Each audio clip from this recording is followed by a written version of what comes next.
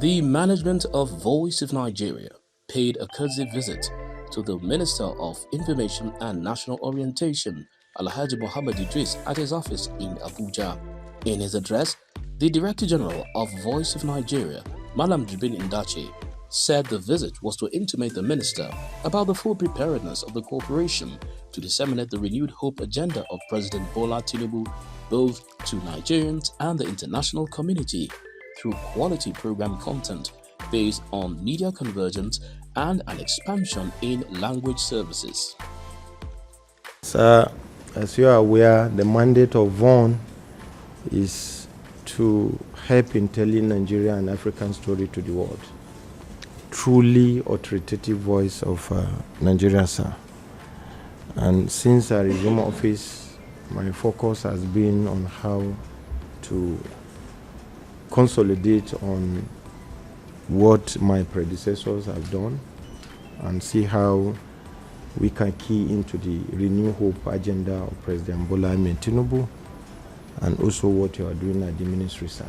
One of the challenges that we have discussed with my director, is that many of these countries get third generation news from us.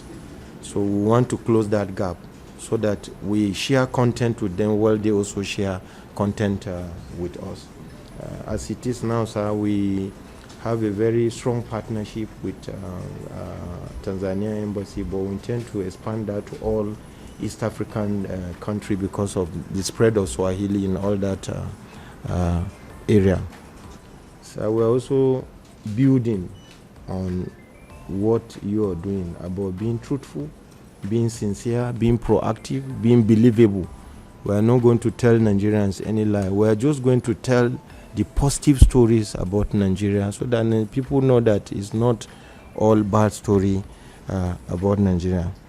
Sir, we are here to pledge our loyalty, sir, to you and to the President and Commander-in-Chief, and seek your support, sir. Responding, the Minister of Information and National Orientation, Alhaji Mohammed Idris, congratulated the VON management for its giant stride, especially through the digital space. He promised that the ministry would give full support to the corporation through funding. I've taken note of some of the challenges that you have. The challenges, of course, are enormous. That's why you are there, DG, and that's why all of you are there. You are there to tackle these challenges. The minister's office will help you to navigate that. The president is a listening leader. He is willing to help you to navigate these challenges. But the issue of perception management for Nigeria outside this country is your duty to undertake. There will be no excuse in that regard. You have to change the narrative. You have to reshape the story about this country. You have to tell our story in the best form and shape you can for all of us to benefit from. We cannot be talking about negatives in this country.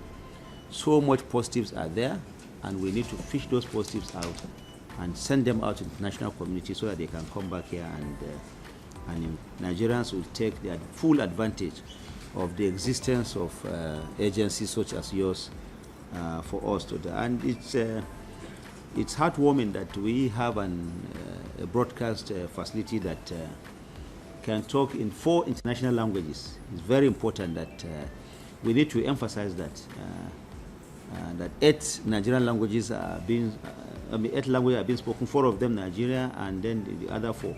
And I'm happy to be hearing from you that you are also trying to expand that to other parts of the world. We need to tell our story for the same reason that BBC has not closed shop. You know that there is value in that. The only thing is that you have to look at new ways and means of doing things. I know that you cannot be static. You have to embrace technology. You have to embrace the digital world. I'm happy that you have a whole department of dealing with digitization in your place. You have to embrace that, but you also don't abandon your other forms. You have to find a fusion. For the same reason that all our traditional media are still around, you now know that you cannot abandon them. You can't abandon. You have to find a way of fusing them and moving forward until such a time when we go. Government is an evolving thing. You are coming at a time when the country as a whole requires re-engineering. Various arms of government require some form of lubrication for them to be attuned to what we find out, where we find ourselves now. It's a very challenging time.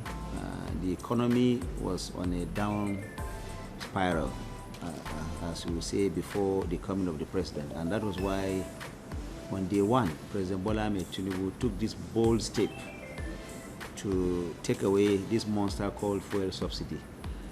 There's a temporary difficulty as a result of the subsidy removal that has happened from day one.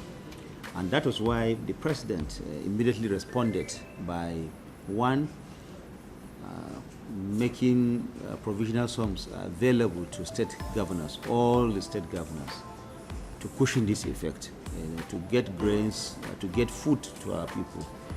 We also went ahead to make sure that there are assorted fertilizers available so that the farming population can actually carry out their engagements without let or hindrance. You also know that the engagement that the government has had with the organized level led to the president and the federal government approving 35,000 wage award.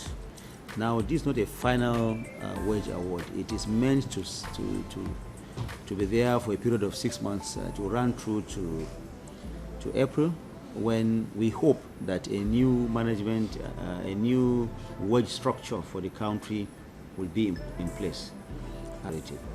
Second, as a result of that, 15 million vulnerable families are also being supported with the sum of 25,000 naira for a period of 3 months. This is also part of the measures that the Tinubu administration has put in place to cushion the immediate shock that Nigerians have complained about as a result of the removal. The president has signed no fewer than 5 executive orders, some of them aimed at easing the way businesses are done. You know, the PEBEC, the presidential initiative to liberalize, to open up businesses, and to enable people to do their businesses with ease, has not only been signed into law, but has also actually been launched and activated by the Vice President.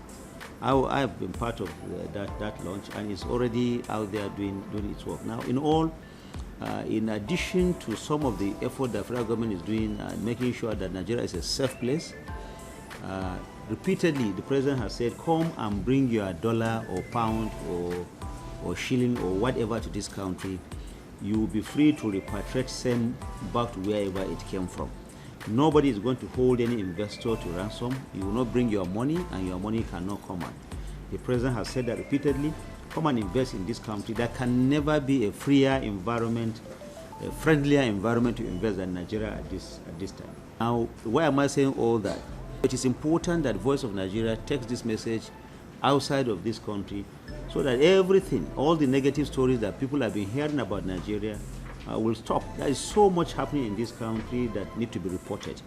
It is very important that we report all these positives and drown the voices of all those, the messengers of doom, those who think that Nigeria is going down the spiral and it may not actually recover.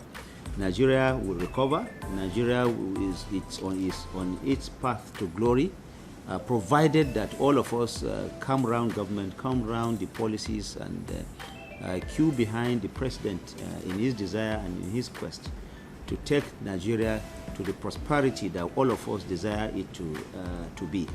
Voice of Nigeria, the authoritative choice and Nigeria's external broadcaster, transmits currently to millions around the world in 8 languages via terrestrial and digital spaces. They include English, French, Yoruba, Hausa, Igbo, Fulfulde, Arabic, and Kiswahili.